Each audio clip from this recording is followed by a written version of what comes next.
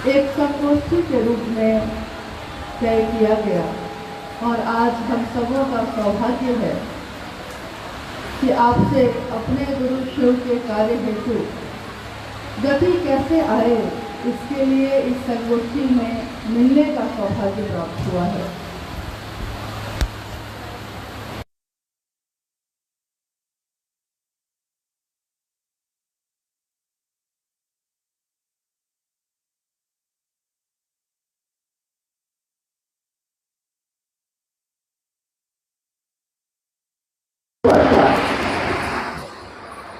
दोनों जिला कभी भी अलग नहीं रहा, हमेशा मिला जुला था। हमेशा जब भी साहब का आगमन हुआ या गुरु का काम हुआ, संगोष्ठी हुई, कार्यशाला हुई, महोत्सव हुए, तो हमेशा ये सारे लोग मिलजुल कर और बहुत सुंदर भाव से, बहुत सुंदर माहौल में उन लोगों ने हमेशा अपने गुरु का काम किया है। पिछले कुछ समय से हम लोग देख रहे थे कि जब संख्या बढ़ जाती है परिवार में, लोग कहते हैं कि परिवार बड़ा हो गया है तो थोड़ा बर्तन की आवाज होती ही है। तो पहले कम थे तो माहौल अच्छा बना रहा, अभी भी बहुत ही सुंदर माहौल है। परिवार थोड़ा बड़ा है, इसलिए ये बर्तन की आवाज सुनने की हम लोग को आदत डाल देनी चाहिए, ज्यादा अच्छा यही है। लेकिन आज हम बैठे हैं इस बात के लिए कि जब सरायकेला जिला में शिव गुरु कार्य शुरू हुआ था, मुझको याद है कि 2003-04 के लगभग में रांची से भी गुरु भाई लोग आया करते थे हमेशा, कभी चांडिल कभी गम्हरिया आते रहते थे। और यहाँ इक्के दुक्के हर जगह पे लोग महादेव के काम को कर रहे थे, शिव को गुरु मान चुके थे। 2008 तक में संख्या इतनी हो गई थी कि हमारे वर्णिय गुरु प्रातः साहब श्री का आगमन हुआ था और एक महोत्सव का आयोजन भी हुआ। आप सोचिए कि इतने वर्षों में एक बच्चा जब पैदा होता है तो 18-19 वर्ष होते होते वो युवा हो जाता है, जवान हो जाता है। तो शिव गुरु कार्य जो हमारे जिले में यहाँ हुआ है, ये अब अपनी युवावस्था में है। और उस समय लोग देखते हैं कि ये बचपन से लेकर युवावस्था तक इसकी परवरिश कैसे हुई है, इन लोगों ने की है, क्या किया है। आप में से असंख्य लोग ऐसे होंगे जो साहब से सशरीर मिले होंगे, उन्होंने उनको अपनी आंखों से देखा है, सामने सुना है, बैठकर उनसे समझा है।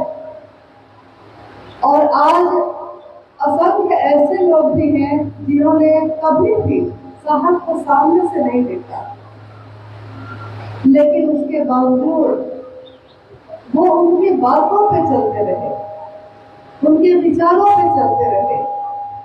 और अगर उनके विचारों पे चलते रहे तो आज माहौल ऐसा है हर जगह कि लगता है जैसे हर जगह पे साहब खुद ही गए हैं, क्योंकि इतनी सुंदरता वही उतार सकता है जो खुद शिव से मिला हो और जिसने खुद शिव की शिष्यता इस धरती पर उतारी हो।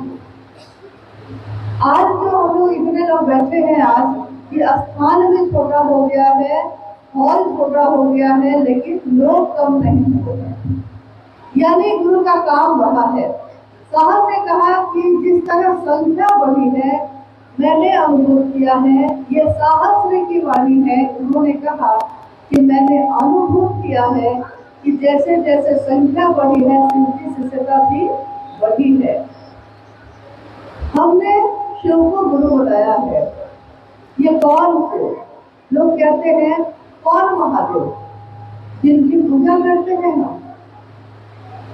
हम लोग कहते हैं हाँ वही महादेव, लेकिन उनको अपना बनाना है। इन दोनों में बहुत अंतर होता है। जैसे जब हम शिव को अपना बनाते हैं तब उनके प्रति ऐसा भाव पैदा होता है कि लगता है कि जैसे उनसे ज्यादा मेरा अपना अब कोई भी नहीं है। लेकिन जब तक हम ईश्वर के रूप में उनके पास जाते रहे, हमको लगता था कि वो भगवान है, वो ईश्वर है, वो बहुत दूर है। यहाँ तक कि हमसे साहस नहीं होता था हम लोगों से कि हम खुद उनकी पूजा करें, हम खुद उनके श्लोक गाएं, मंत्रों का जप करें। हमको लगता था कि हमसे गलती हो जाएगी, क्या पता महादेव नाराज हो जाए। लेकिन साहब ने एक ऐसा रिश्ता बनाया उस महादेव से जिसमें ये भान भी मिट गया, मन से ये भाव भी हट गया कि गलती होगी कि सही होगा। ये लगता है कि अपने हैं वो, और गलती हो या सही हो वो सुधार लेंगे। भाव अर्चना का हो तो सुधार लेंगे सबको। यानी कैसे भी जाए, जैसे आता है वैसे जाए, वो महादेव हमको अपने पास बुलाते हैं, अपना मानते हैं और हमारे हर सही और गलत के लिए क्षमा भी करते हैं, क्योंकि गुरु है वो, और गुरु अपने शिष्य को क्षमा भी करता है और उसके लिए रास्ता बनाता है, परिमार्जन करता है। महादेव के अनेक रूपों को इस धरती पर पूजा गया है। हम जिस देश में रहते हैं, भारत देश अलग अलग भाषा, अलग अलग परिवेश, अलग अलग बोलचाल और भोजन सब अलग है, लेकिन उसके बावजूद भारत देश को पूरे विश्व में अखंड भारत कहा जाता है। अखंड भारत, सब अलग अलग है लेकिन दिखते अलग है नहीं। जब भारत की बात आती है तो सब एक हो जाते हैं। इसी धरती पे महादेव की बात हुई, शिव की, जगत गुरु शिव की बात हुई। साहब महेंद्रानंद जी ने कहा, माँ नीलमानंद जी ने पल पल उनका साथ दिया। उन्होंने दुनिया के लोगों को एक संदेश दिया कि वो जगत का गुरु शिव आपका अपना नहीं है, उसको अपना बनाइए। जब हम सारे लोग, इस जगत के रहने वाले लोग इस रास्ते पे चले, हम लोगों ने महादेव को गुरु बनाया, हम शिष्य बने, तो स्वाभाविक है हमारे भी मन अलग अलग है, हम अलग अलग विचार रखते हैं, अलग अलग भाषा है हमारी। कभी कोई हिंदी में गाता है, कोई बांग्ला में गाता है, कोई भोजपुरी है, कोई उड़िया बोलता है, कोई तमिल बोलता है, कोई कन्नड़ बोलता है। अनेक भाषा है, भाषा अनेक, किंतु भाव एक ही है उसमें महादेव के लिए। तो स्वाभाविक है कि जैसे किसी इंसान का कहा जाता है कि अंगूठे का छाप किसी एक का दूसरे जैसा नहीं होता है। दिल सबके पास है, दिमाग सबके पास है, एक जैसी सोच सबकी नहीं होती, एक जैसी पसंद सबकी नहीं होती।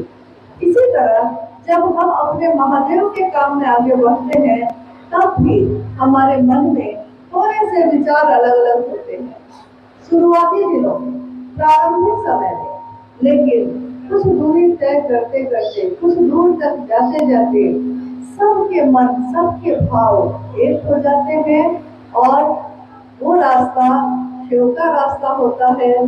शिव भाव से भरकर शिव की तरफ चलना शुरू करते हैं और एक दिन अपनी मंजिल पे पहुंचते हैं। क्या बात है।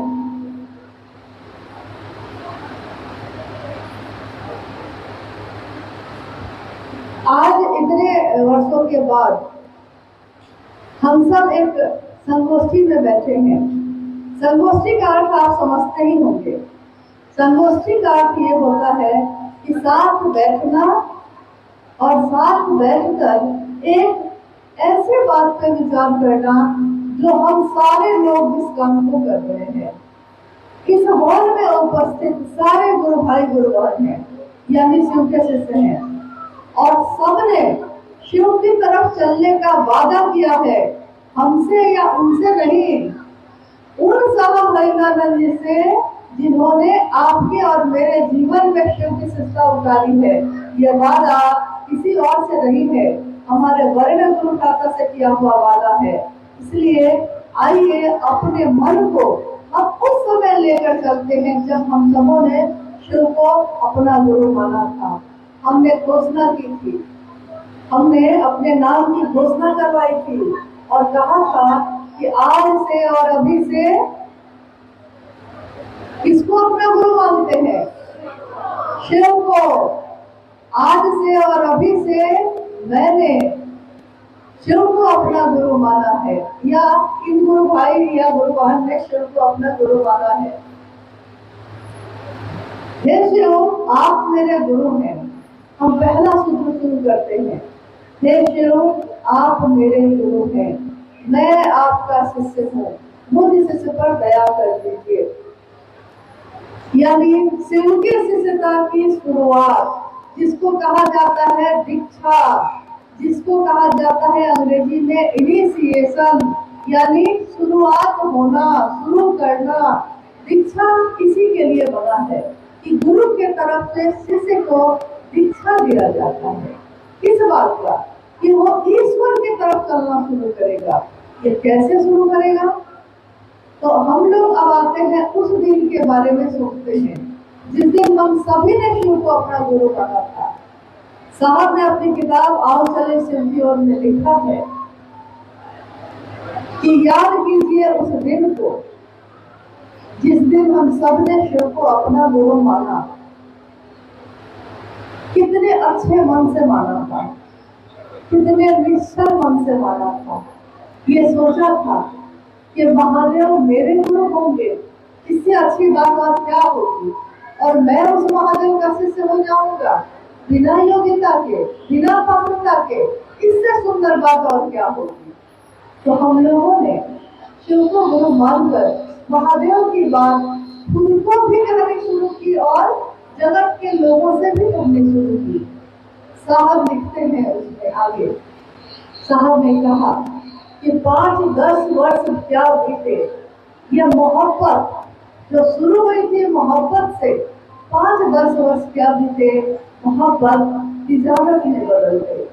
तिजारत का अर्थ होता है व्यापार। हम अपने बच्चे का व्यापार नहीं करते। हम जिसको भी अपना मानते हैं जीवन में, उसका व्यापार नहीं करते, उसके दम पे किसी से समझौता नहीं करते। लेकिन महादेव को बोल तो रहे हैं अपना। शुरू किया था मोहब्बत से और आगे चल के जैसे जैसे भीड़ बढ़ती गई है, संख्या बढ़ती गई है, सम्मान पकड़ में आ गया। हम बड़े हैं, हम वरीय हैं, वो श्रेष्ठ हैं, हम पुराने हैं, तुम नए हो, ये सारी बातें पकड़ में आनी शुरू हो गई। और शुरुआत हुई थी मोहब्बत से, और मोहब्बत की नजर एक ही होती है, एक ही नजर से वो सबको देखता है। सोचिए, एक कहानी मैंने पढ़ी थी, अपने बचपन में ही पढ़ी थी, लेकिन कहानियां याद रह जाती हैं कभी कभी।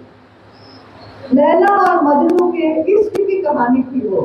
लैला मजनू, जब प्रेम का उदाहरण देते हैं हम लोग, तो ऐसे कुछ नाम हैं जगत में जिस नाम का उदाहरण दिया जाता है।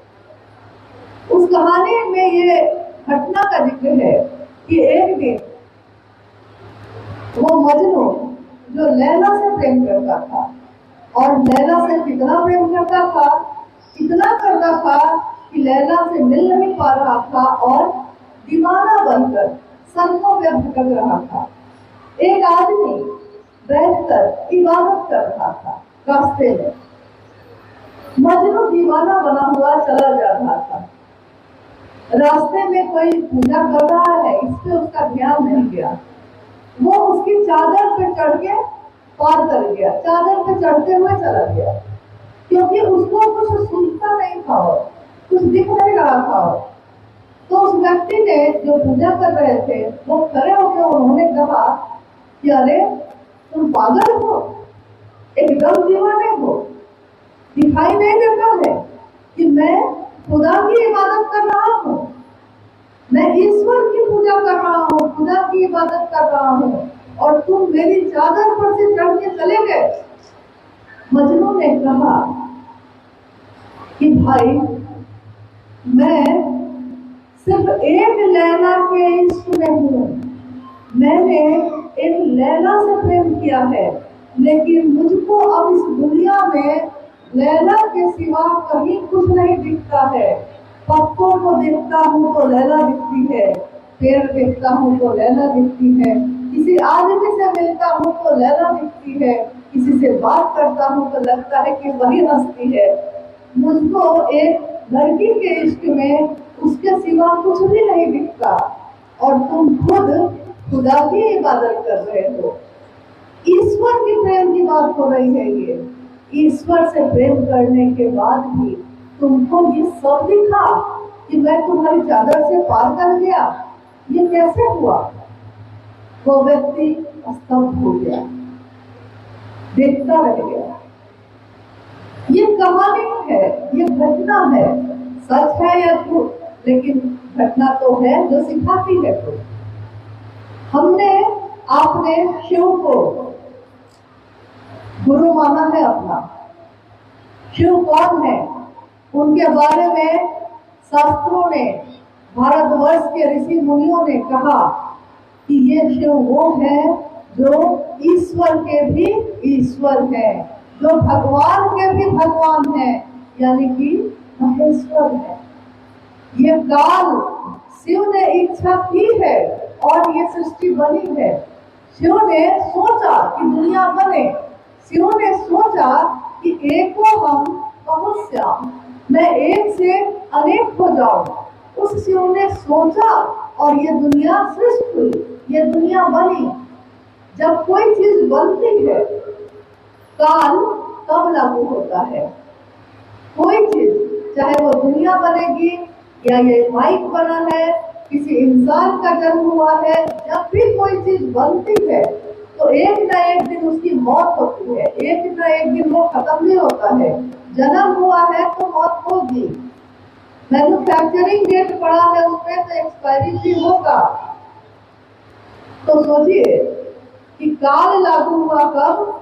जब शिव ने इच्छा की और सृष्टि बनी, और तब से समय लागू हुआ, समय शुरू हुआ। उस काल को भी, जिसके अधीन सारे देवी देवता है, सारे इंसान है, कण कण है इस धरती का, काल से बाहर कुछ भी नहीं है, उस काल को भी भय लगता है। किससे? महाकाल से। महाकाल से भय लगता है। उस काल को भी जीवन और मृत्यु के चक्र से कोई निकाल सकता है। कौन? महामृत्युंजय। कौन है ये महामृत्युंजय? शिव का एक रूप। महायोग, योग की बहुत बात आज चल रही है, आज चल रही है, लेकिन दुनिया में प्राचीन समय से असंख्य साधु और ऋषि ऐसे आए जिन्होंने योग की स्थापना इस धरती पे की, और इस योग का ज्ञान भी कहाँ से निश्चित हुआ, कहाँ से निकला? तो महायोगेश्वर शिव का एक और रूप।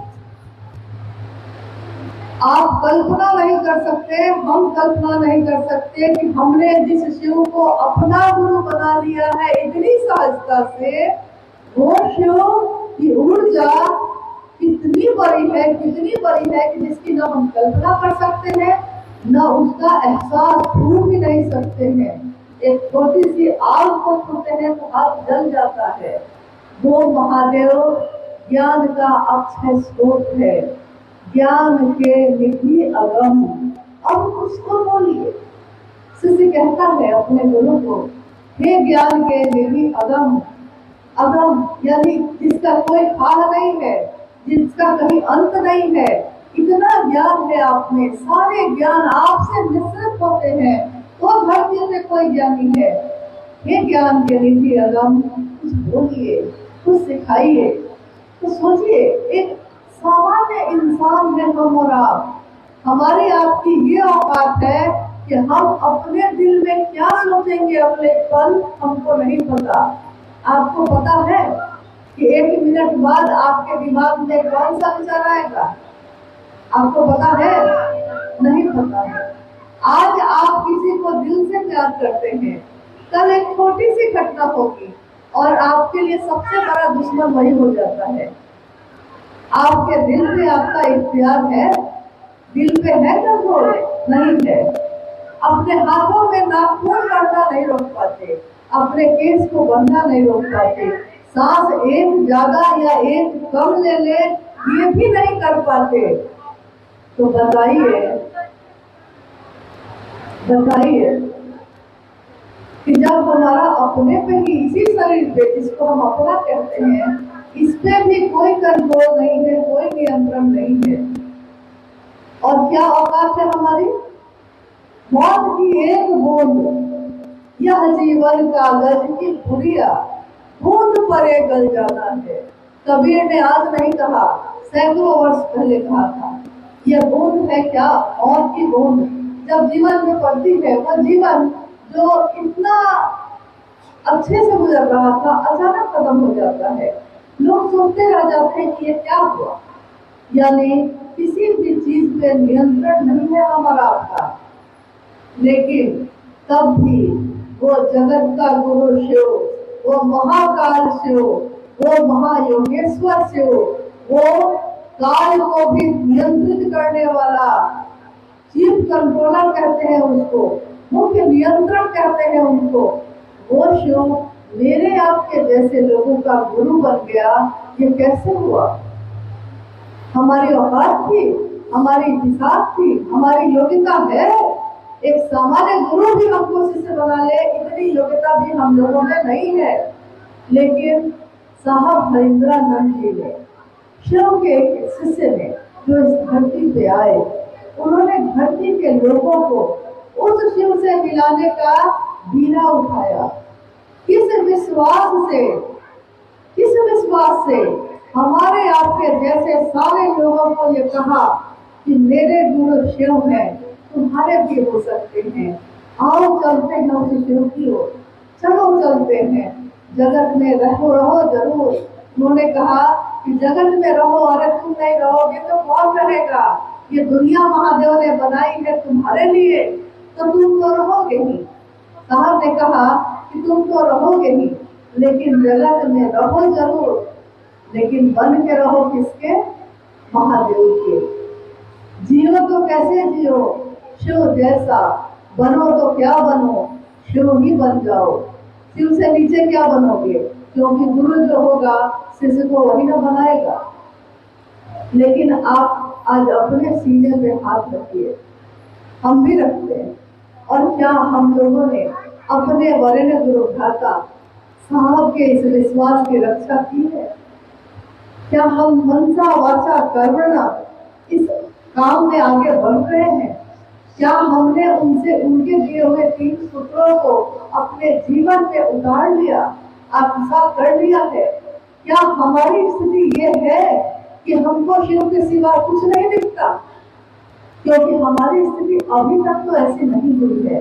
हमको शिव दिखते हैं, लेकिन शिव के अलावा सारी चीजें भी दिखती है। कौन क्या बोला, कौन कहाँ का रहने वाला है, किसने वहां चर्चा स्थल शुरू किया था, किसके आने पे चर्चा शुरू होगी, कौन आएगा तो कुर्सी देंगे, कौन आएगा तो नीचे बैठाएंगे, ये सारी बातें तो हमको याद है। महादेव के शरण में जाके खूंखार शेर भी अपने जन्मजात स्वभाव को भूल जाता है और उनके चरण में जाके शांत हो जाता है।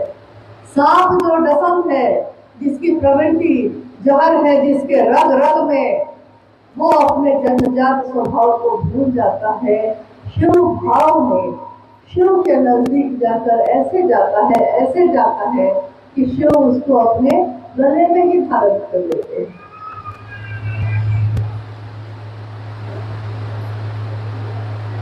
बैल जो उनकी सवारी है, बाघ उसको खाता है, शेर उसको खाता है, लेकिन वहां जाके मित्र की तरह बैठ जाते हैं। हम लोग जरा अपने तरफ देखें कि क्या हम सबके अंदर जो शिव उतरा है उसने ऐसा भाव पैदा कर दिया है कि हमको हर व्यक्ति में वही शिव दिखता है। किसी की आलोचना, किसी का अपमान, किसी के बेइज्जती हम पे कोई असर नहीं डालती। अगर ऐसा है कि नहीं डालती, तब तो शिव की शिष्टांतरिक है, तब तो महादेव का सानिध्य रंग लाया है। नहीं पीसते हैं, मेहंदी रंग लाती है पीस जाने के बाद। पत्थर पे जब उसको पीसा जाता है तो उसका रंग निखरता है। क्या हम सबका रंग शिव के रंग जैसा निखर रहा है? हाँ, अगर निखर रहा है तब तो इससे सुंदर बात कुछ भी नहीं है। लेकिन अगर कहीं इसमें कमी हो रही है तो हम लोग को अपनी तरफ देखने की जरूरत ज्यादा है। दूसरों की तरफ देखते देखते अपनी तरफ देखना ही भूल गए। साहब ने कहा कि अपनों की चिंता हमको सताती है और अपनी यात्रा विस्मृत हो जाती है। अपनों की चिंता, मेरा पति, मेरा घर, मेरे लोग सब ठीक रहे, सब ठीक रहे, लेकिन अपनी यात्रा के बारे में हमने क्या सोचा है? जैसे ही हम कहते हैं आध्यात्म, आध्यात्म क्या है ये? अपनी खोज, अपने को जानने का विज्ञान। हम कौन है, मैं कौन हूँ, मैं कहाँ से आया, क्यों आया, कहाँ चला जाऊंगा, किस निमित्त आया, किस कारण आया। क्या एक जगह बैठकर शोर मचाना हमारा स्वभाव है, या शिव भाव में जाकर शांत हो जाना हमारा स्वभाव है? क्या है हमारा स्वभाव? हम शिव के अंश हैं। शिव जो अघोर है, अघोर ऐसे जिनको दुनिया इधर से उधर हो जाए और उनके मन पे इसका कोई असर नहीं होता। हम शिव के शिष्य हैं। हमारी स्थिति क्या है? आज इस संगोष्ठी में हम लोग कोशिश करेंगे कि अगर कोई जिज्ञासा आई है तो उसमें भी बात करें, और जितना संभव होगा उतना आपके प्रश्नों का उत्तर देने की कोशिश करेंगे। लेकिन साहब ने खुद हमेशा ये कहा कि ये गुरु का मंच है और इस मंच के मालिक सब कुछ महादेव खुद है। तो इस मंच से कोई विद्वान नहीं है, कोई गुरु नहीं है, कोई वरिष्ठ नहीं है। हम सब गुरु भाई गुरु बहन हैं, शिव के शिष्य हैं। और हम सबको शिव ने जो ज्ञान उतारा है उस शिव के शिष्य, महादेव के शिष्य, हमारे बड़े गुरु भ्राता और साहब दीदी की बात जब हम करते हैं, उन्होंने जो ज्ञान उतारा है उतने ही ज्ञान पे जितना ही जानते हैं उतना तो कम से कम बांट सकते हैं हम लोग। हम लोग सब कुछ नहीं जानते, जान ही नहीं सकते, लेकिन जितना जानते हैं उतना भी अगर नहीं बताया तो ये भी अपराध होता है। ज्ञान बांटने के लिए दिया गया है, अपने पास रखकर संचित करने के लिए नहीं। शिव ज्ञान से भरा हुआ व्यक्ति कोई भी होगा तो वो जगत के हर व्यक्ति से शिव की बात करेगा, जितना ही उसने समझा है उतना ही बांटेगा। आइए हम लोग कुछ जिज्ञासाओं पर भी बात करते हैं। गुरु भाई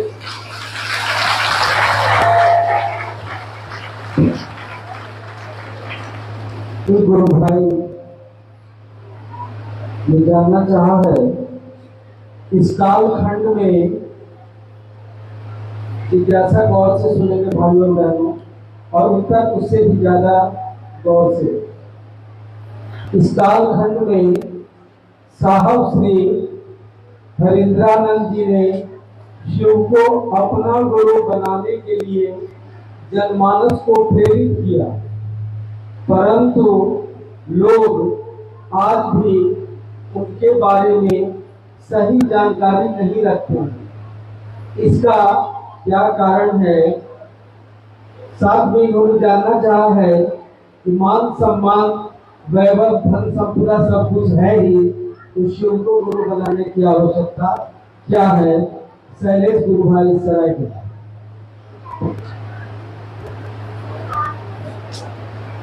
वैभव संपत्ति सब कुछ तो है ही, तो शिव को गुरु मानने के लिए क्यों माने, मतलब शिव को गुरु क्यों माने? वैभव क्या होता है, ऐश्वर्य क्या होता है? हम पैसे इकट्ठे करते हैं किस लिए? अगर एक गाड़ी से काम चल जाए तब भी 4 गाड़ी और खरीदते हैं, किस लिए? एक घर में एक ही कमरे में रहना है हमको, 10 कमरे में तो नहीं रह सकते, लेकिन बहुत बड़ा घर बनवाते हैं, इसलिए।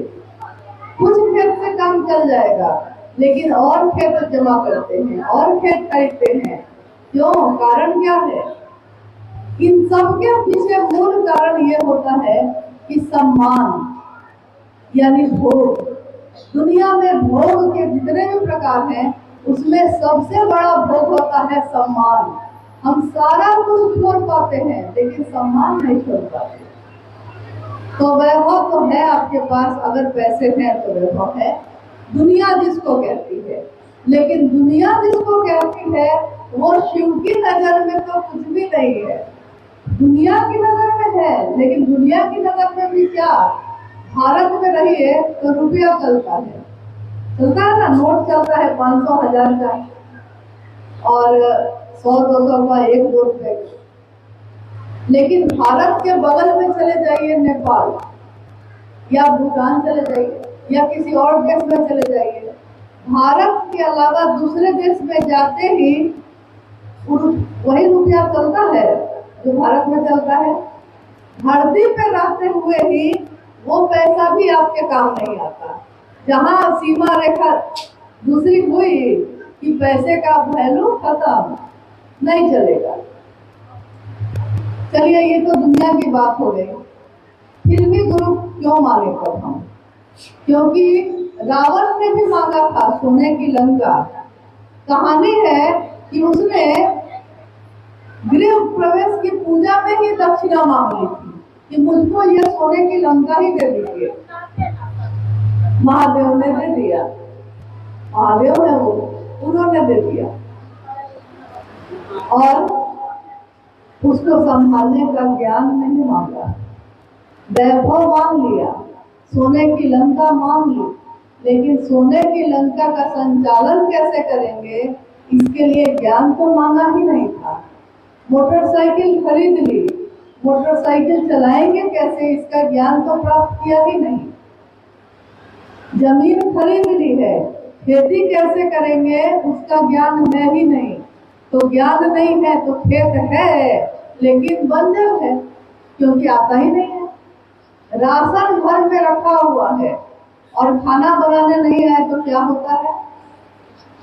राशन रखा हुआ है, चूल्हा भी है, खाना बनाने का ज्ञान नहीं है। तो पता चलता है कि एक बार हम लोग यहाँ भी हुआ था, बहुत दिन पहले हुआ ये कि साहब का तबादला पटना से हुआ था रांची। 2000 की घटना है। भाई सोमंदर जी जो बैठे हैं, अनु भैया जो साहब के बड़े पुत्र हैं, वो और ये लोग 3-4 लोग साहब के साथ रांची आए। अब खाना बनाने में तो कोई एक्सपर्ट था नहीं। एक दिन इन लोगों ने सोचा कि हलवा बनाते हैं, तो हलवा बनाने चले तो बेसन का हलवा बनाते हैं के चक्कर में बेसन जो रखा और घी और चीनी इतना ज्यादा रख दिया उसमें कि जिस छोलनी से चलाते हैं वो छोलनी ऐसा फंस गई बेसन में कि पूरा का पूरा बेसन ही उसमें लपेटा हुआ है। बन ना सका हलवा, सब कुछ था लेकिन बन नहीं सका। देखिए, हर क्षेत्र में ज्ञान की जरूरत होती है। हमको आपको जीवन मिला है, जीवन इंसान का, इंसान एकमात्र ऐसा जीव है जिसमें संभावना होती है कि वो जीव से शिव हो सकता है, और किसी जंतु जानवर किसी भी और रचना में ऐसी संभावना नहीं है। वो उसी योनि से जाएगा, लेकिन इंसान की योनि में रह के शिव हो सकता है। जैसे एक दिया जो होता है वो छोटा सा होता है देखने में, लेकिन उसमें ये संभावना होती है कि उसको अगर धरती में लगा दिया जाए, जमीन में रोक दिया जाए, सींचा जाए, खाद पानी दिया जाए, तो एक दिन वही दिया विशाल बरगद के पेड़ में बदल जाता है। उस दिया के अंदर संभावना थी। कहीं दिखता था, दिया में दिखता है कि पौधा है, अनाज है, दिखता है? नहीं दिखता है, संभावना है ये। लेकिन जब उसको रोपा जाता है तो वो संभावना सच होती है। ठीक तो ऐसे ही मानव के तन में, इंसान के शरीर में एक संभावना है कि वो शिव हो सकता है। शिव हो जाना मतलब शिव में ही एक हो जाना, जहाँ से आए हैं वहीं पर लौट जाना। और लौटेगा क्या? शरीर नहीं, क्योंकि शरीर का जन्म यही हुआ है, शरीर की मौत हो जाएगी। लेकिन जो जीवात्मा है हमारी, शिव का अंश जो है हमारे आपके अंदर, वो शिव हो जाता है और शिव में ही मिल जाता है। शिव में ही मिल जाए हम, ये हमको ज्ञान कौन दे सकता है? ये जो संभावना है हमारे आपके जीवन में, इस संभावना को सही रास्ता कौन दिखा सकता है? गुरु के सिवा कोई नहीं।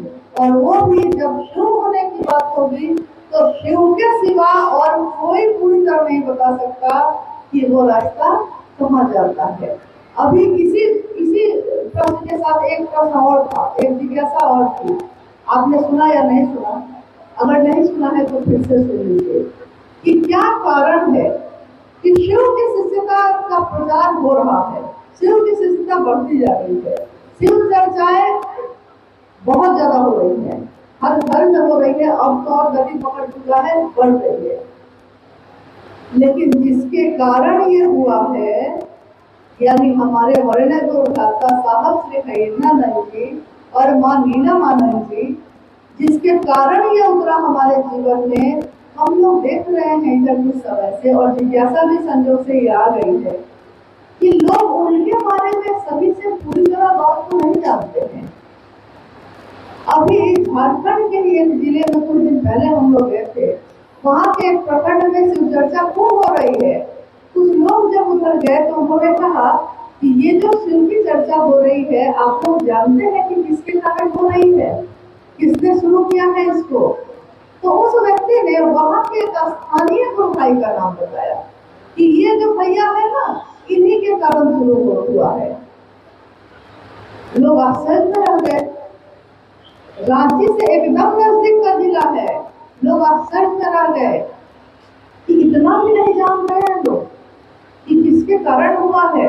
यानी जो जिस क्षेत्र में है उसने लोगों को अपने से जोड़ दिया है, खुद ही साहब बन गया है, जो कि हो नहीं सकता है, ये संभव नहीं है। इसलिए हम लोग का ये कर्तव्य है कि हम लोग लोगों तक सही बात को पहुंचाएं, क्योंकि अगर सही बात नहीं पहुंचाएंगे तो हमेशा वो भ्रमित रहेगा। और सही रास्ता सबसे सुंदर कौन बता सकता है? कौन हमको महादेव तक लेकर जा सकता है? न तो हम लेकर जा सकते हैं, न तो आप लेकर जा सकते हैं, क्योंकि हमारे आपकी क्षमता सीमित है, कुछ सीमा तक है। लेकिन शिव के शिष्य की सीमा हर सीमा से परे है। जो शिव से मिलकर इस धरती पे आया है, जिसे शिव ने ही चुना है, उसकी सीमा का आकलन हम लोग नहीं कर सकते। वो सीधे हमको शिव से मिला सकते हैं। तो हमको अगर लोगों को बताना भी चाहिए तो उन्हीं के बारे में बताना चाहिए। और उनके बारे में क्या बताना चाहिए? क्या कि साहब हरिनानंद जी जिसकी तरफ करते, कि साहब हरिनानंद जी किसी के पिता, किसी के पति हैं, किसी के भाई, किस रूप से मिले हैं हम लोग उनसे? साहब हरिनानंद जी के किस रूप से हम लोग मिलते रहे हैं? हमेशा आज भी मिल रहे हैं। किस रूप से? क्या कह के दुनिया पुकारती है उनको? आप लोगों को नहीं पता। इतना धीरे बोल रहे हैं, इतने लोग हैं। शिव शिष्य हरिन्द्रानंद कहीं भी अगर लिखा जाता था नाम, और हम लोग साहब या कुछ और लगाना चाहते थे तो साहब कहते थे कि शिव शिष्य हरिन्द्रानंद लिखो, क्योंकि उनको अपनी ये पहचान अपने प्राणों से भी प्रिय थी। मैं शिव का शिष्य हरिन्द्रानंद। जब वो गुरु के मन से जब भी बोले हैं, उन्होंने यही उद्घोष किया है, मैं शिव का शिष्य हरिन्द्रानंद ये कहता हूँ, ये अनाधिकार आशीर्वाद देता हूँ। ये जो ऊर्जा, ये जो बोली है, वो शिव के शिष्य की बोली है। और उन्होंने कहा है हमेशा कि मुझसे जब भी मिलना चाहोगे, इसी रूप से मिल सकोगे, वो भी मन से मिल सकोगे, शरीर से नहीं। तो शिव के शिष्य हरिनानंद का जन्म धरती पे इस संसार में कब हुआ, कहाँ हुआ, कौन उनके माता पिता रहे, उनकी परवरिश कैसे हुई, उनके जीवन की घटनाएं कैसे हुई, किस तरह चमत्कारिक घटनाओं ने उनके जीवन को मोड़ा है, और किस तरह उन्होंने 1972 में शिव को अपना गुरु माना है, क्या आप सारे लोग इस बात को जानते हैं? अगर नहीं जानते हैं तो बोलिएगा। क्या सारे लोग इस घटना को जानते हैं? साहब महेंद्रानंद जी का जन्म कहाँ हुआ था और कब हुआ था? शुरुआत हम लोग इसी से करते हैं। क्या आप में से कोई बता सकता है? नहीं, एक ठाकुर का है। दो, चलिए 2-3 हाथ उठ गया। अच्छा चलिए कुछ हाथ और उठ गए। साहब महेंद्रानंद जी का जन्म 31 अक्टूबर 1948 को बिहार में एक जिला है सिवान, उस सिवान के अमलोरी ग्राम में हुआ। वो अपने माता पिता की पहली संतान और उनके पिता का नाम डॉक्टर विश्वनाथ सिंह है, माँ का नाम राधा देवी है। और उनके पिता उस समय बिहार झारखंड एक ही था। उनके पिता एजुकेशन डायरेक्टर थे, शिक्षा विभाग में जो डायरेक्टर का पद होता है वो थे। पहली संतान उनकी। कहानी लंबी है लेकिन हम लोग थोड़ा अभी समय का अभाव है, थोड़ा कम में बताते हैं। लेकिन मेरा निवेदन होगा कि कम से कम उनके बारे में लिखी हुई किताबों को आप लोग पढ़िए, क्योंकि हर चीज को हम पैसे से नहीं तोड़ सकते। हम जब अपना समझते हैं किसी को तो उससे जुड़ी हुई चीज पे पैसे का खर्च भी हम लोग नहीं ध्यान रखते। सब्जी रोज खरीदते हैं कि नहीं? हम लोग सब्जी हम लोग खाते हैं, रोज खरीदते हैं। 100, 200, 300, 400 का तो खरीद ही लेते हैं, नहीं? यहाँ तक कि बच्चे के साथ बाहर निकले हैं तो हम ये खाएंगे, हम ये खाएंगे। 500 का सामान खरीदे हैं और उसको खिला दिए हैं, घर लौट आए हैं। एक बार भी सोचा है हमने कि कितना पैसा खर्च हो गया? नहीं सोचा है। मेरा है ना, मेरा है। और जो सबसे जरूरी बातें जहाँ लिखी हैं, क्योंकि बार बार तो कोई आ नहीं सकेगा, बता नहीं सकेगा, तो क्यों नहीं आप खुद ही उन चीजों को रखते हैं जिससे आपको सही जानकारी मिले। अनविल आकर किताब में सारी चीजें लिखी गई हैं। आओ चले शिव की ओर किताब में साहब ने खुद शिव के शिष्यों को संबोधित करते हुए एक एक बात शिव के गुरु पद से लेकर दया, याचना, नमन, तीनों सूत्र के बारे में, शिव के हर पहलू के बारे में, उनके विभिन्न स्वरूप के बारे में, आदि गुरु शिव, जगत गुरु शिव, गुरु, सदगुरु, जगत गुरु, सबकी परिभाषा क्या है, शिव के शिष्यों के लिए इसका क्या मतलब है, सब कुछ उसने लिखा है, अंकित किया। तो मेरा निवेदन होगा कि आप उसको पढ़िए जरूर, क्योंकि आप जब नहीं जानिएगा तो आने वाले समय में और लोगों को भी आप बता नहीं सकिएगा। और जब मूल चीज भी हम लोग से हो जाएगी तो आगे जो हम कहेंगे, क्योंकि ऊर्जा न तो मेरे बोलने से है न तो आपके बोलने से है, ऊर्जा उस बात में है जो शिव से हरिनारायण साहब ने धरती पे लोगों को कहा है। उनकी वाणी में वो ऊर्जा है, उनके शब्दों में वो ऊर्जा है, उनके दिल के जो भाव है उसमें वो ऊर्जा है, शिव के लिए जो प्रेम है उसमें वो ऊर्जा है। तो जब तक हम उस ऊर्जा से नहीं मिलेंगे तब तक हम शिव तक कैसे पहुंचेंगे? साहब ने कभी नहीं कहा कि मुझको पकड़ो, साहब ने कभी नहीं कहा कि मुझसे मिलना। क्या आप में से किसी ने कहा है कि साहब ने कहा है कि मुझसे मिलना जरूरी है? कभी नहीं कहा उन्होंने, आज भी नहीं। कभी उन्होंने फोन करके किसी को नहीं बुलाया। उन्होंने कहा जो उनसे मिला उसी को उन्होंने कहा कि जाकर अपनी जगह पे दूसरों से कहना, तुम भी दूसरों से कहना, शिव को अपना बना ले, क्योंकि इससे सुंदर बात और कुछ नहीं हो सकती। तो मेरा कहना है कि उनके जीवन के बारे में, उनके जीवन की घटनाओं के बारे में आप लोगों को जरूर बताइए, क्योंकि अगर ये नहीं बताइएगा तो यही होगा कि कुनबे में हम बटेंगे और क्षेत्र क्षेत्र में एक एक लोग ऐसे खड़े हो जाएंगे। वहाँ के लोग उन्हीं को साहब समझेंगे, उन्हीं को भैया समझेंगे, उन्हीं को दीदी समझने लगेंगे। मेरा निवेदन है कि कृपया इस बात की रक्षा आप लोग जरूर करिएगा कि कम से कम साहब और दीदी का जो सम्मान है शिव शिष्यों के दिलों में सुरक्षित। वो सम्मान असल बना रहे, हमेशा बना रहे, और हम आने वाली पीढ़ी को भी बताएं कि कौन इस धरती पे आए, उन्होंने क्या बांटा लोगों के बीच और क्या देकर चले गए। साहब ने कहा कि मैं इस धरती से कभी कभी नहीं जा रहा हूँ। उन्होंने हमेशा कहा कि मेरे गुरु शिव ने मुझको आदेश दिया कि तुम जो करते हो दूसरे को करने को कहो। उन्होंने इस धरती में भेजा ही मुझको इसलिए कि मैं आऊं और यहाँ के लोगों को महादेव की तरफ भेजूं। तो जब मेरे गुरु ने ये आदेश दे दिया है, मेरे गुरु ने ये नहीं कहा है कि तुम भी आ जाना, तुम लोगों को भेजते रहना, मेरी तरफ प्रेरित करते रहना। जब ये कहा है तो मैं कहाँ जा रहा हूँ, मैं कहीं नहीं गया हूँ। और आज भी उनकी ऊर्जा, उनकी गति, उनके बोल हर शिव शिष्यों के दिलों में गूंजते हैं, और आज भी सारे लोग उनके साथ चल रहे हैं, वैसे ही उससे भी तेज, उससे भी अच्छी गति से। तो साहब के बारे में, दीदी माँ के बारे में लोगों को जरूर बताइए। अगर आपको नहीं पता है तो जैसा मैंने अभी पूछा कि जन्म कहाँ हुआ, आपको नहीं पता है। बाद में वो उनकी पढ़ाई लिखाई जहाँ जहाँ होती रही, और बचपन में ही एक घटना ऐसी हुई चमत्कार की कि उस घटना ने उनके मन को मोड़ दिया, चमत्कार सीखने की ओर, अज्ञात को जानने की ओर। ये अज्ञात क्या है, हम कहाँ से आते हैं, हम कहाँ को जाते हैं, ये फूल खिलते क्यों हैं, मुरझाते क्यों हैं, ऐसे असंख्य सवाल उनके दिल में पैदा हुए, और उन्होंने इसकी तलाश शुरू की।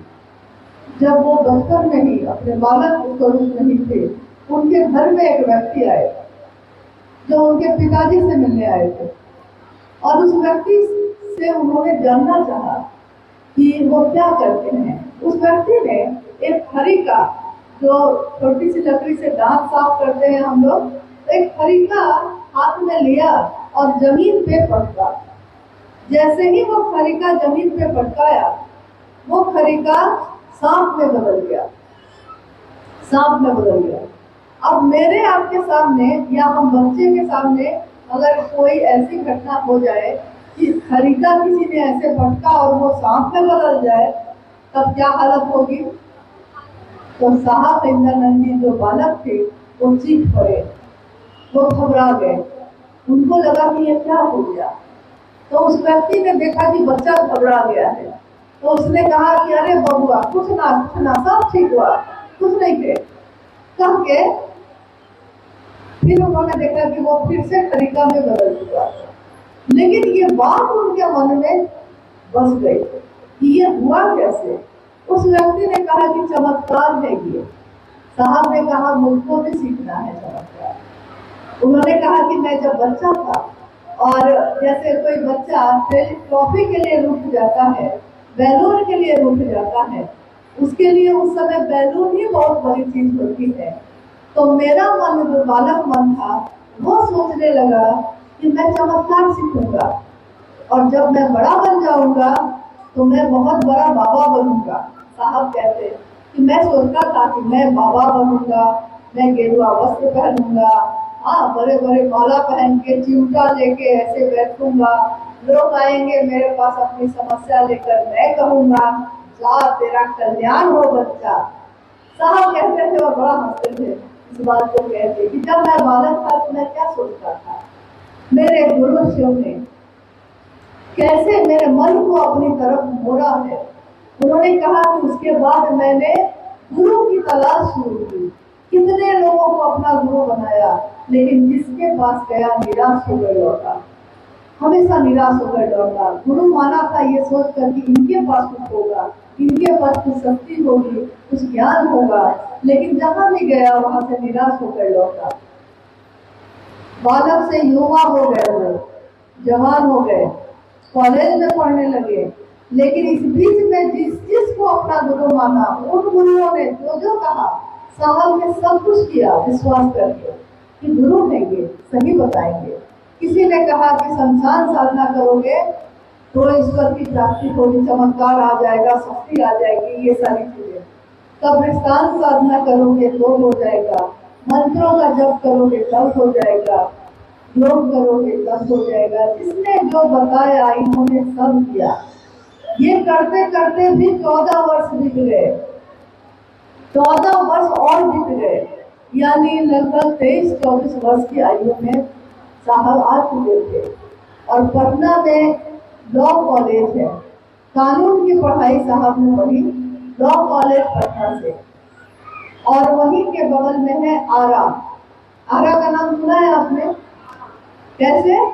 आरा तो यहाँ से दूर है। अच्छा, आप आरा की है ठीक है।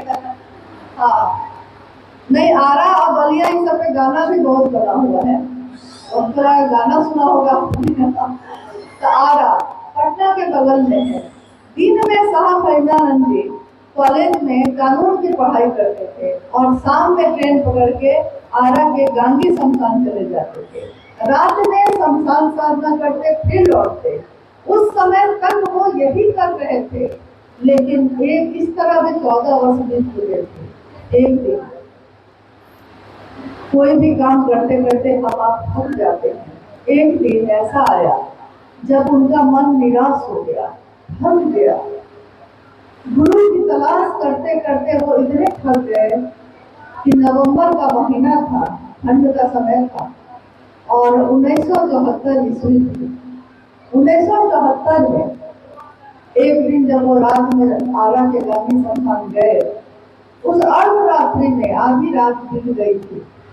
उनके हताश मन ने, निराश मन ने ये सोचा कि कहीं कुछ नहीं बीता। उन्होंने अपने जीवन को मुड़ के देखा। उनके पिछले जीवन के 14 वर्ष इसी खोज में बीत गए थे और कुछ हासिल नहीं हुआ था। उन्होंने सोचा कि ये 14 वर्ष मेरे जीवन के बीत गए, व्यर्थ चले गए और मुझे कुछ हासिल नहीं हुआ, तो मैं अब क्या करूं, कहाँ जाऊं? और अचानक उनके मन में उनके पिता उनकी माँ को कहते थे कि मलकिनी, ईश्वर शिव के कहल जाला। मतलब अभी भी बहुत घरों में पति पत्नी को मलकिनी और पत्नी जो है पति को मालिक, दोनों एक दूसरे को, हाँ, दूसरा कहेगा कि नहीं कहेगा, हम ही लोग एक दूसरे को कह लेते हैं, नहीं दूसरा मालिक कहेगा कि नहीं कहेगा, तो वो भाषा है बोलचाल की। तो मलकिनी ईश्वर शिव के कहल जाला। और साहब को याद आई वो बात, और इसके साथ एक श्लोक भी याद आया जो बच्चे भी पढ़ते हैं, कॉलेज स्कूल में भी, घरों के पूजा में भी, घर में जो होती है पूजा उसमें भी लोग पढ़ते हैं। गुरुर् ब्रह्मा गुरुर् विष्णु गुरुर्देवो महेश्वरा गुरु साक्षात् परब्रह्म तस्मै श्री गुरुवे नमः। यानी वो गुरु, इस पे बहुत लोगों को संशय होता है। लोगों को लगता है कि ब्रह्मा जी भी गुरु है, विष्णु जी भी गुरु है, सबके बारे में सोचते हैं लोग, लेकिन इस श्लोक का ये अर्थ नहीं है। इस श्लोक का अर्थ है, साहब ने ही बताया था ये, इस श्लोक का अर्थ है कि गुरु में, कोई भी गुरु जब होगा तो उस गुरु में ब्रह्मानी शक्ति होती है, यानी आपको पैदा करने की शक्ति, वैष्णवी शक्ति होती है, यानी आपको जो पैदा किया है उसने अब आपका जीवन चलेगा। ये जीवन जो चलेगा कैसे चलेगा, इसकी शक्ति भी है, महेश की शक्ति, यानी एक दिन इस जीवन का अंत भी होगा, संहार की शक्ति, तीनों शक्तियां हैं गुरु के पास। इसके अलावा कहा गया कि हे गुरु, आप क्या हैं? आप साक्षात परब्रह्म हैं, ईश्वरों के भी ईश्वर हैं, यानी शिव है। तो साहब ने कहा कि मैंने, मेरे मन में ये श्लोक बोल उठा और मैंने यही सोचकर कि जब गुरु शिव है, गुरु ब्रह्मा है, सब कुछ है, तो वो ईश्वर ही गुरु क्यों नहीं है? ये सोचकर उन्होंने शिव को अपना गुरु मान लिया मन में। वो हमेशा ये कहते हैं कि मैंने भगवान समझकर ही शिव को अपना गुरु बनाया था, गुरु समझ के नहीं समझा था, क्योंकि पता नहीं था ना कि वो गुरु है कि नहीं है। भगवान ही गुरु क्यों नहीं है ये सोचकर बनाया था, लेकिन ये सोच जो उन्होंने रखी थी, उस सोच पर वो खड़े रह गए, सोच पे खड़े रह गए, बस इतना ही हुआ। और गुरु ने किया कमाल, गुरु ने उनके जीवन में ऐसी घटनाएं घटित होने उनसे शुरू हुई जिसके बारे में वो सोच भी नहीं सकते थे। वो जो सोचते सो होने लगता, जिसको जो कहते वो हो जाता। मतलब ऐसी कितनी घटनाएं हैं। घर में आटा खत्म है, माँ नीला वाला आके कह रही है कि आटा खत्म हो गया, किसी को भेजना होगा, पैसा देके भेज दीजिए लाने के लिए। और साहब कहते कि है तो डब्बे में है। माँ कह रही है कि नहीं है, हम अभी देख कर आए हैं। साहब कह रहे हैं कि जाकर देखो तो है कि नहीं, और जाके तो पूरा भरा हुआ है डब्बा। मतलब ये एक उदाहरण है, ऐसे कितने उदाहरण, कितनी घटनाएं उस समय होनी शुरू हो गई जब वो पाटन में थे। पाटन पलामू में है। पाटन में वीडियो के रूप में वो उस समय पोस्टेड थे। 1974 में जब उन्होंने शिव को गुरु माना था, उसके 1 वर्ष के बाद नमः शिवाय उनके सांस पे आया था मुजफ्फरपुर के तुर्की नाम की जगह पे, जहाँ वो बैठे थे। हवा के झोंके के साथ नमः आया और शिवाय उतर गया। और उसके भी अगले वर्ष में वो डिप्टी कलेक्टर के लिए सेलेक्ट हो गए। किसी को विश्वास नहीं हुआ कि जो बच्चा इतना कब्रिस्तान शमशान जा रहा था वो कैसे पढ़ के डिप्टी कलेक्टर हो गया। किसी को विश्वास नहीं हुआ, यहाँ तक कि उनके पिताजी को भी विश्वास नहीं हो रहा था कि ये पहली बार परीक्षा दी उन्होंने और ये सेलेक्ट हो गए। लेकिन सच्चाई तो नहीं थी। फिर उनकी ट्रेनिंग हुई और उनकी पोस्टिंग विभिन्न जगहों पर हुई। यहाँ तक कि मजिस्ट्रेट के रूप में जहाँ जहाँ हो गए, वहाँ के लोगों के बीच ये बात फैल जाती थी कि जो मजिस्ट्रेट साहब आए हैं एकदम नवयुवक हैं, वो बहुत बड़े तांत्रिक हैं भाई। साहब ने एक दिन कहा कि तांत्रिक का अर्थ क्या होता है, तंत्र और मंत्र और ओझा का क्या मतलब होता है। ये वो नहीं है जो आप समझते हैं कि फूक दिया उतर गया, पढ़ के दे दिया ठीक हो गया। ये सब धोखा देने वाली बात है, इसमें कोई सच्चाई नहीं है। तंत्र प्रेम के सिवा और कुछ भी नहीं है। तांत्रिक यानी शिव का प्रेमी तंत्र। साहब ने कहा कि एक बार भगवती ने महादेव से पूछा कि ओ लॉर्ड व्हाट इज तंत्र, हे महादेव तंत्र क्या है। भगवती ने जब पूछा, महादेव ने उत्तर दिया, देवी तंत्र is nothing but only surrender and love। तंत्र क्या है, ये और कुछ भी नहीं है, ये बस प्रेम और समर्पण है। प्रेम और समर्पण, क्योंकि प्रेम होगा तो समर्पण खुद ही आ जाता है, इसको लाया नहीं जाता है। प्रेम होगा तो एक निष्ठता खुद ही आ जाती है। हमारा मूल उद्देश्य अगर हमको याद रहेगा तो हमारे आपके जीवन में आने वाली विसंगतियां, संकीर्णताएं सारी अपने आप खत्म होती हैं। प्रेम करना हमको आ जाता है, एक निष्ठता शिव के लिए होगी ये भी आ जाता है। दुनिया के साथ रहते हैं, सबके साथ चलते हैं, सबके साथ बैठते हैं, चर्चाओं में जाते हैं, लेकिन दिल में शिव ही धड़कते हैं और कोई नहीं धड़क सकता। और किसके कारण धड़कते हैं, अभी हम लोग उसी पे बात करते हैं। किसके कारण? क्योंकि महादेव तो जब से ये दुनिया बनी, दुनिया ही बनी उनके कारण, तो दुनिया से पहले से महादेव है।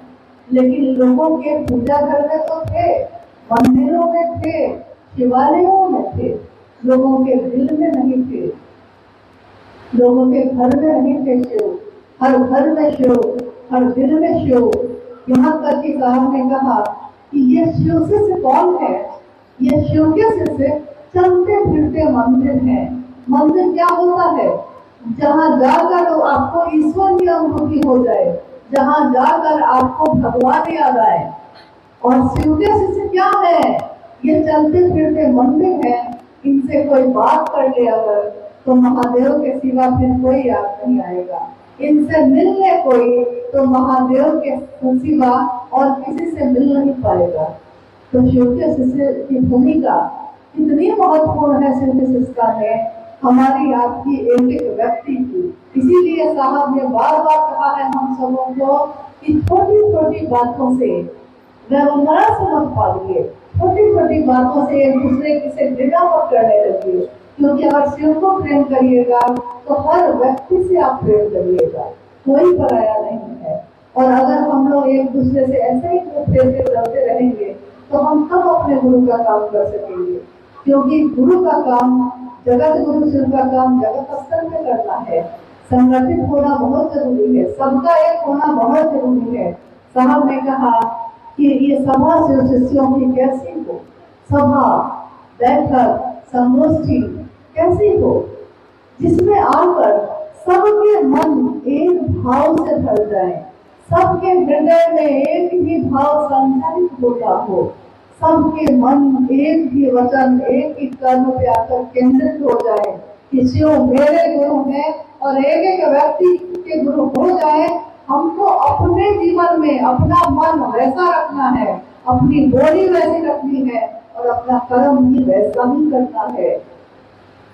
नहीं तो आपको सुन के लगेगा कि कुछ जगहों पे जहाँ पे महादेव की बात हो रही है, लेकिन जैसे ही छोटी सी कोई बात होती है लोगों के मुंह से गालियां निकल रही है एक दूसरे के लिए। ये हम कुछ नहीं कर रहे हैं, हमने जो साहब से वादा किया है उस वादा के खिलाफ काम कर रहे हैं। सोचिए तो, क्या सारे लोगों ने साहब का साथ दिया था? क्या सारे लोगों ने, सारी दुनिया ने साहब को सिर्फ प्रेम किया था? नहीं, किसी ने अपमान भी किया, किसी ने तिरस्कार भी किया, किसी ने साथ देकर धोखा भी दिया है उनको, किसी ने उनका नमक खाकर नमक हरामी भी की है। लेकिन साहब ने कभी उसके लिए अशुभ नहीं सोचा, साहब ने उसके लिए कभी गलत कुछ नहीं बोला। तो हम सबको क्या करना चाहिए? क्या हमको और सुंदर अपने जीवन को करना चाहिए, या जब खराबी होना था तो घर में बैठ के हो जाइए? शिव की चर्चा में क्यों करते हैं? क्योंकि शिव की चर्चा में अगर इस तरह का माहौल दिखेगा तो दूसरे लोग भी शिव से नहीं जुड़ पाएंगे। यहाँ तक कि वो ये कहेंगे कि शिव चर्चा करने वाले लोग ऐसे ही होते हैं कि घर में कुछ और होते हैं और चर्चा स्तर पे कुछ और करते हैं। यहाँ कलंकित कौन हो रहा है? यहाँ उंगली किस पे उठी, हम पे, आप पे या गुरु शिव पे? तो शिव का शिष्य अपने गुरु का नाम बढ़ाएगा या कलंकित करेगा? क्या करेगा? बढ़ाएगा। और आज भी हम लोग साहब के साथ ही हमेशा गए हैं, आज भी साहब के साथ ही आ रहे हैं। साहब से ही ये वादा है आपका, मुझसे नहीं, आपने से नहीं, उन्हीं से आपने ये वादा किया है। हम सिर्फ उसको याद दिला रहे हैं। भूलिएगा मत कि आपने किससे ये वादा किया। और ये सिंधी शिष्यता हमको, आपको सभी संकीर्णताओं से मुक्त करती है, एक दूसरे को गले लगाने की विधा है। एक दिन होली आता है तो हम लोग दुश्मनी फूल के गले लग जाते हैं, एक दूसरे को रंग लगाने लगते हैं। नहीं, होली के दिल मिल जाते हैं, रंगों से रंग मिल जाते हैं, दिल मिल जाते हैं। और शिव की शिष्यता तो ऐसी रंगीन है, ऐसा रंग है गुरु का कि जो इस रंग में रंगता है वो फिर सबको इसी रंग में रंगता है, दूसरा कोई रंग नहीं है। तो मेरा अनुरोध भी है, बहुत अनुरोध है कि साहब और दीदी माँ ने अपने पूरे जीवन में, क्योंकि अभी जब आप ये भी नहीं जानते हैं कि उनका जन्म कहाँ हुआ, आप ये भी नहीं जानते हैं कि उनके जीवन में घटनाएं क्या क्या हुई, तो आप ये भी नहीं जानते होंगे कि कितने कांटों की चुभन है उन पैरों में, आप ये भी नहीं जानते होंगे। आप ये भी नहीं जानते होंगे कि साहब और दीदी ने डिप्टी कलेक्टर होकर, माँ नीलमानंद राज परिवार की बेटी और डिप्टी कलेक्टर की पत्नी, यहाँ तो मामूली कोई पदाधिकारी है उसकी पत्नी से मिलिएगा ना तो लगेगा कि इतना अहंकार में खून होता है लोग कि लगता है कि पति नहीं है, वही खुद है, पति विनम्र है और पत्नी का ही अहंकार बढ़ा हुआ है, ऐसा लगता है। लेकिन जब माँ नीलमानंद जी से मिलिए तो लगता है कि अगर महादेव ने ममता की मूर्ति बनाई है, ममता की मूर्ति, माँ नाम दिया गया उसको, माँ नीलमानंद, जिनको हम लोग दीदी कहते हैं, दीदी नीलमानंद, ममता की मूर्ति, उनके शब्द में, उनके हर कृत्य में ममता ही को झलकती। सभी शिव शिष्यों को उन्होंने एक जैसी ममता दी, एक जैसा पोषण दिया। साहब के साथ रातों को जगी, ट्रैक्टर पे बैठकर खेतों में गई। आज आप जाते हैं तो आप कहते हैं कि हम लोग उस गांव गए, उस गांव गए, उस गांव गए। क्या आपने कभी सोचा है कि जिस दिन कहीं भी कोई भी शीर्ष नहीं था, उस समय साहब और बीवी माँ नीलम कहाँ कहाँ गए होंगे और कैसे कैसे गए होंगे। कहीं तो लोग बुलाते थे और जब ये लोग पहुंचते थे तो सामने वाला गायब हो जाता था। कहीं साथ चल के रह के और फिर साथ छोड़ के चले जाते थे। ये सोच कर कि ये लोग तो केवल महादेव महादेव करते हैं, मेरा दाना पानी यहाँ डल नहीं रहा है, तो हम छोड़ के चले जाते थे। लेकिन तब भी साहब ने कहा, उन सभी के लिए कहा जिन्होंने साथ दिया है और जिन्होंने साथ छोड़ा है, उनके मन से एक ही आवाज आई कि सबके गुरु शुरू हो जाए, सबके हो जाए, चाहे वो मुझको चाहे या ना चाहे, मुझको चाहे या ना चाहे, लेकिन गुरु को चाहे, वो शिव को चाहे, और जो शिव को चाहेगा वो उनको क्यों नहीं चाहेगा। आइए हम लोग और किसी जिज्ञासा पे एक दो पे बात करते हैं। आप लोग बहुत कष्ट में बैठे हैं तो दिख रहा है, और फिर भी आपने शांति बनाए रखी है, ये मुझ पे बहुत बड़ी कृपा है। क्योंकि अगर कितनी भी अच्छी बात लेकर कोई आएगा और आप नहीं सुनिएगा तो हम लोग का आना भी व्यर्थ है और आपका आना भी व्यर्थ है। क्योंकि दोनों तरफ शुभभाव होना चाहिए, जो बोलता है उसके अंदर भी, जो सुनता है उसके अंदर भी। नहीं होगा तो कोई बात करने से कोई फायदा नहीं है। और कोई वीडियो से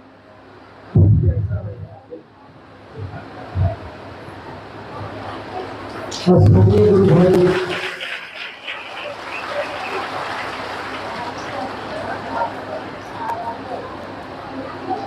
गुरुवानों की ओर से जिज्ञासा है कि आस्था रखें, अंधविश्वास नहीं। इसका क्या अर्थ है? शिव भाव के शिखर की तलहटी में संपूर्ण संकीर्णताएं विरोहित हो जाती है। कृपया समझाने का प्रयास करें। आस्था रखें, अंधविश्वास नहीं। मुझको ये नहीं पता है कि आप क्या रखते हैं, आस्था रखते हैं कि अंधविश्वास, क्या रखते हैं? और आस्था का अर्थ क्या होता है? हाँ, विश्वास। विश्वास अपनी आंखों से देख रहे हैं आप और तब विश्वास कर रहे हैं, अपने दिल से महसूस करते हैं और तब विश्वास कर रहे हैं। आस्था बहुत सुंदर बात है, लेकिन अंधविश्वास इसके ठीक विपरीत है।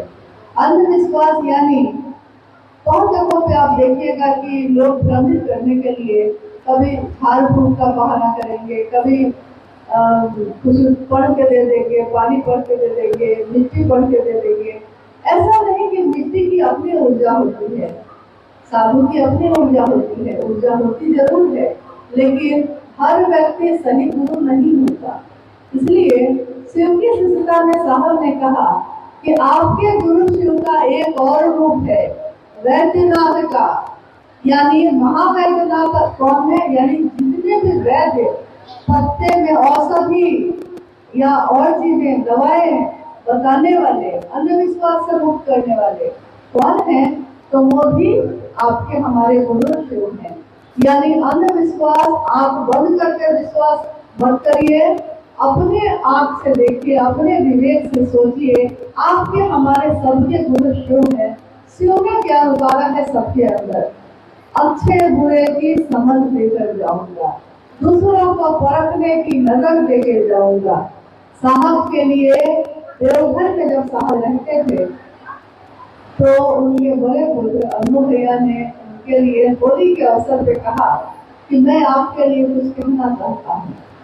और उन्होंने उसमें कहा कि आप जो इस दुनिया में आए हैं, आप जो इस धरा पे उतरे हैं शिव से होकर, ये पूरी दुनिया को आपने क्या दिया है? अच्छे बुरे की समझ देकर जाऊंगा, दूसरों को परखने की नजर देके जाऊंगा।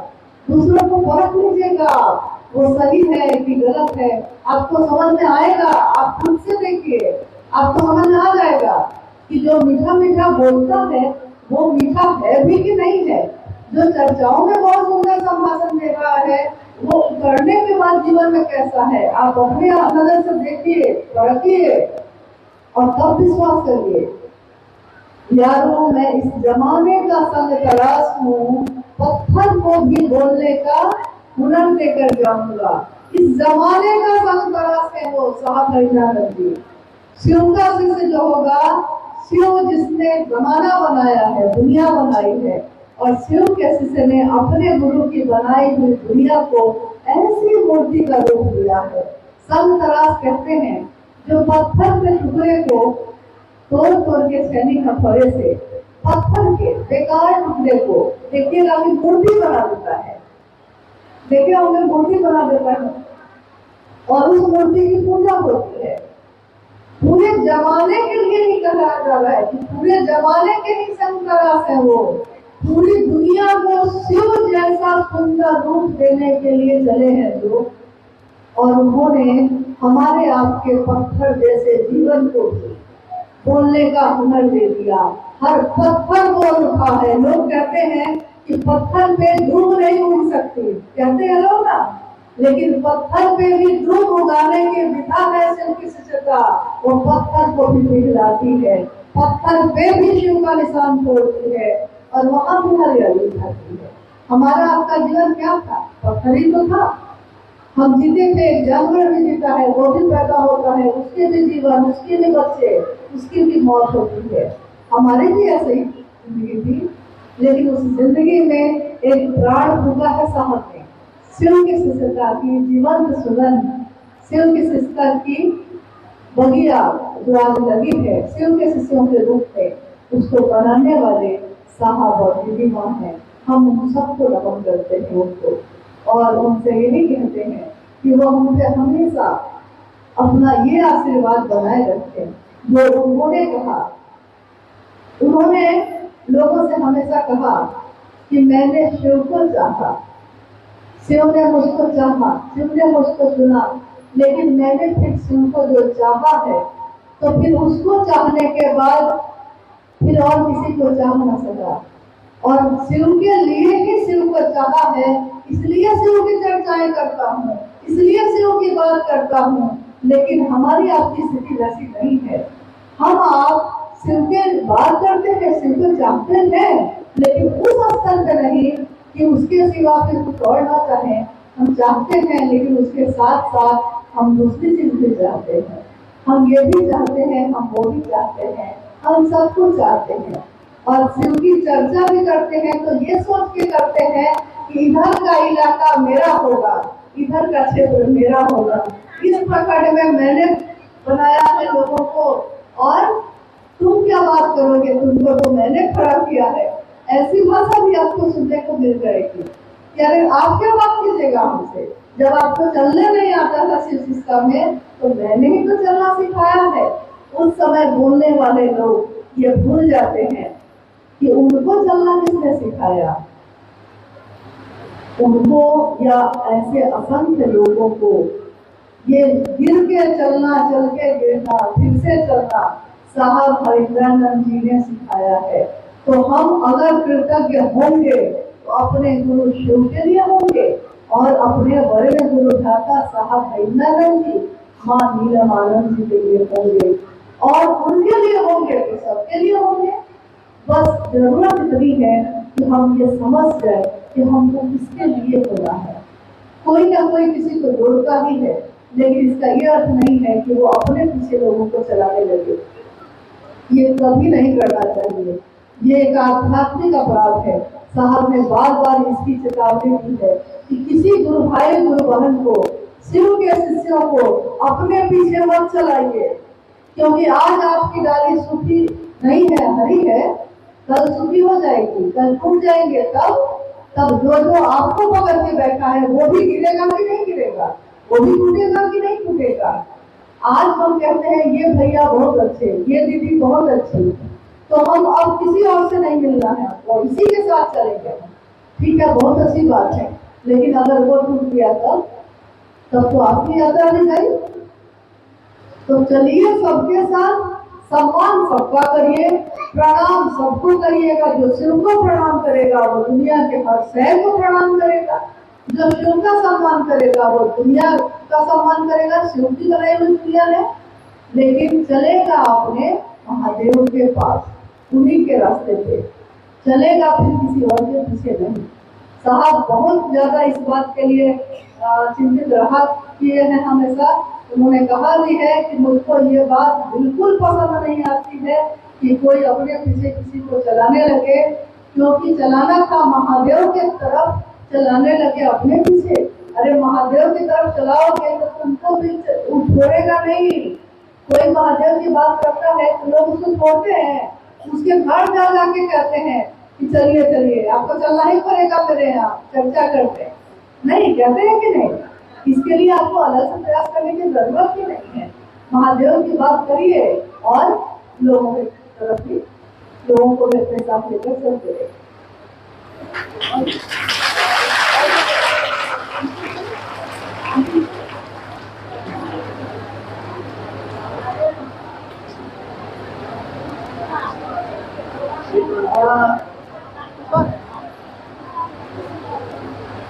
एक अंतिम जिज्ञासा, साहब जी के द्वारा शिव की शिक्षिका में 3 सूत्र निरूपित किया गया है। क्या ये तीनों सूत्र गुरु शिव के प्रति कृतज्ञता व्यक्त करने का साधन है? अभी जब हम लोग बच्चा जब 10वां में चला जाता है और उससे मास्टर फिर से पूछता है कि पहला क्लास में जो पहाड़ा याद किए थे वो याद है कि नहीं, तो आप देखिएगा कि बहुत बच्चे भूल जाते हैं। भूलते हैं कि नहीं? बहुत बच्चे बोले जाते हैं। हाँ, 5-10 का पहाड़ा पढ़ते पढ़ते भूल जाते हैं, याद करके रखते हैं। 10वां में चले गए हैं। क्यों ऐसा हुआ? क्योंकि फेरा नहीं गया है। शिव को गुरु बनाने के बाद हम लोग को कहा गया, या हम लोग एक दूसरे को कहते हैं कि 3 सूत्र करिएगा। कहते हैं ये 3 सूत्र क्या है? क्योंकि अगर किसी भी चीज को हम ठीक से समझेंगे नहीं तो फिर उस बात को करने से कोई फायदा नहीं होगा। मशीन की तरह किसी काम को करने से उसका वो रिजल्ट, वो परिणाम नहीं आता है जो आना चाहिए। क्योंकि हम लोग ये कहते हैं कि हम लोग सालों साल से महादेव को गुरु बना के चल रहे हैं, लेकिन हमको दया नहीं हुई महादेव की। कहते हैं ना, हम में से कुछ लोग कहते हैं दया नहीं हुआ भाई, 8 साल हो गया। दया का मतलब वो लोग क्या समझते हैं कि बच्चा नहीं हुआ तो दया नहीं हुई, पति को नौकरी नहीं मिली तो दया नहीं हुई, यही समझते हैं ना। लेकिन पहला सूत्र, तीनों सूत्र जो हम लोग को मिला है, ये साहब के जीवन में जो घटनाएं हुई हैं उन घटनाओं का निचोड़ है ये तीनों सूत्र। पहले बार उनको मिला था नमः शिवाय, लेकिन आप देखिएगा कि तीनों सूत्र में तीसरे सूत्र पे है नमः शिवाय, मतलब प्रणाम करने के विधान।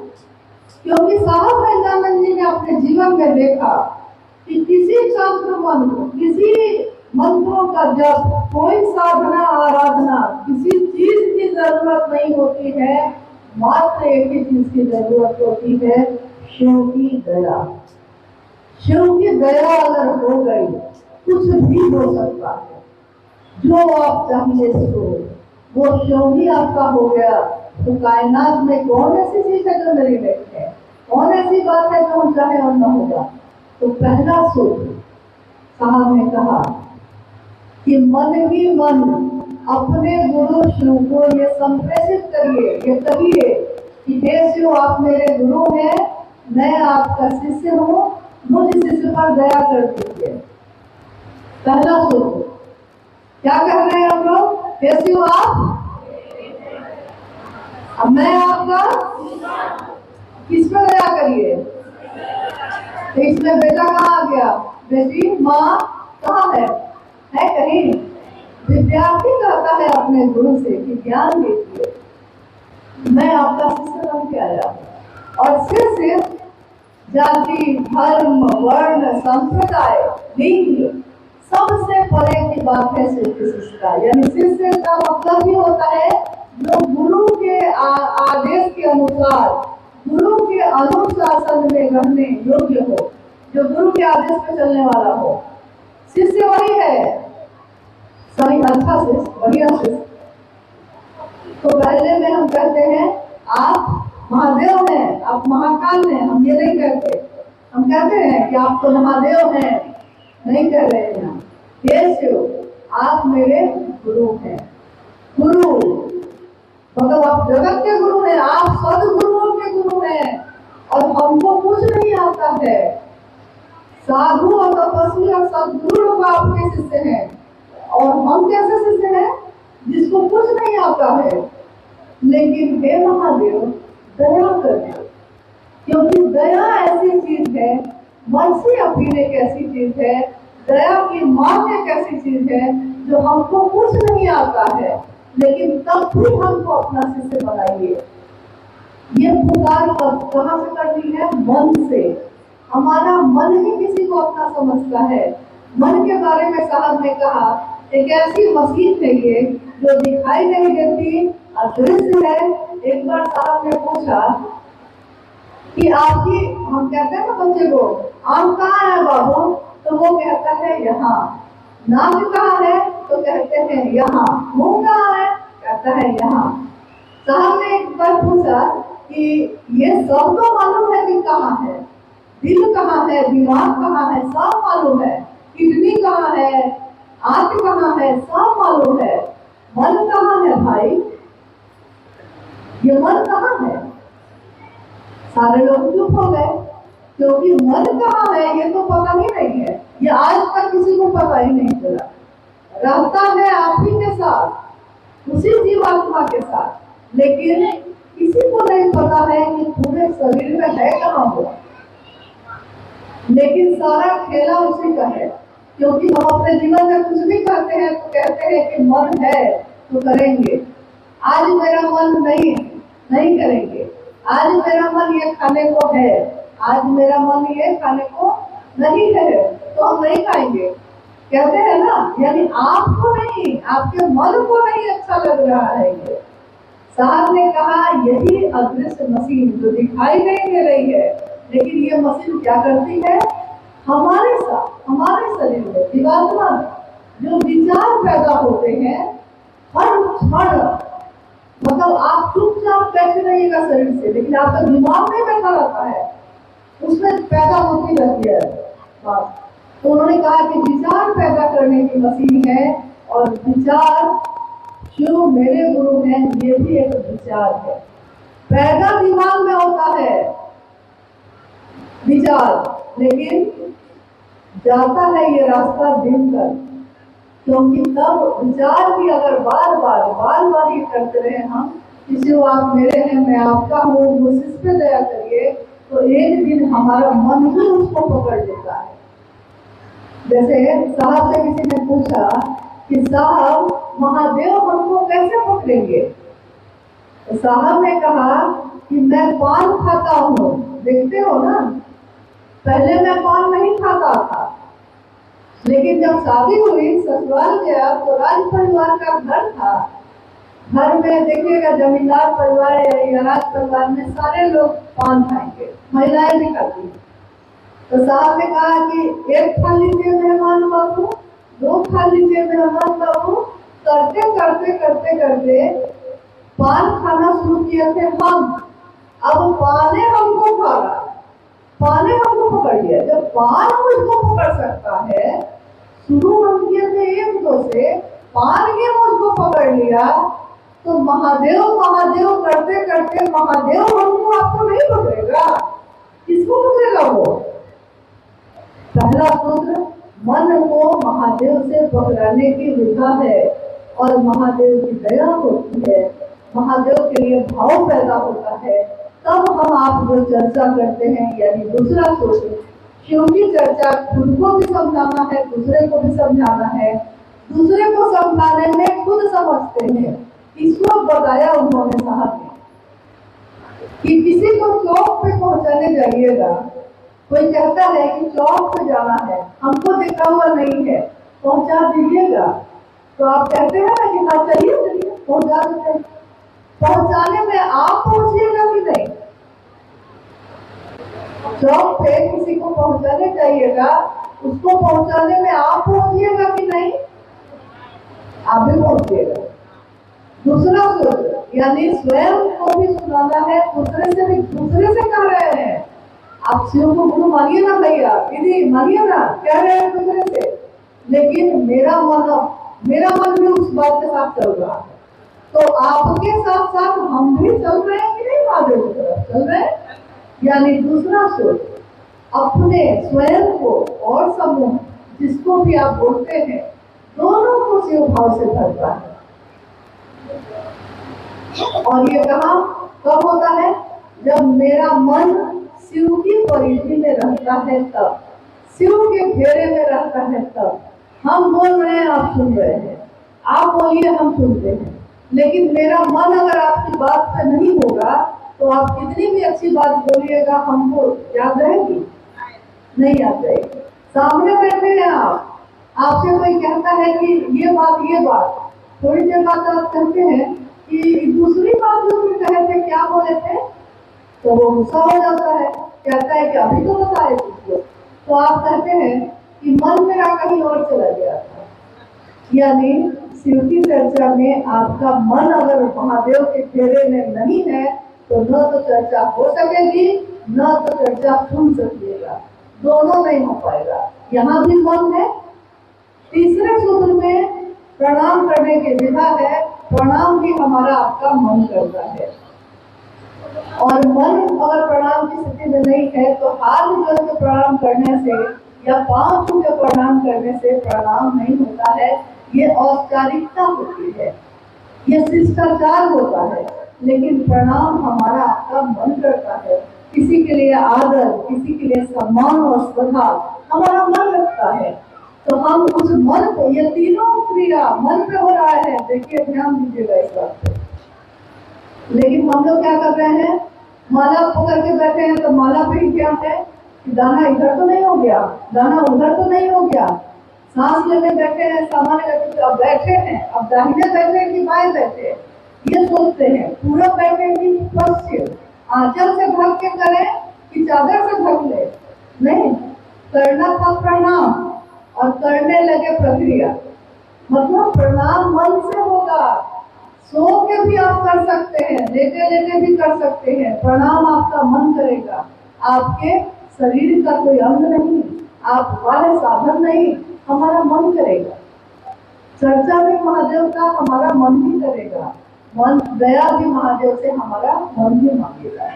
तो जब तीसरा तीनों सूत्र अगर मुख्य उद्देश्य हम भूल जाएंगे तो पता चलेगा कि सब काम कर रहे हैं, लेकिन किस लिए कर रहे हैं ये मालूम नहीं, ये पता ही नहीं है।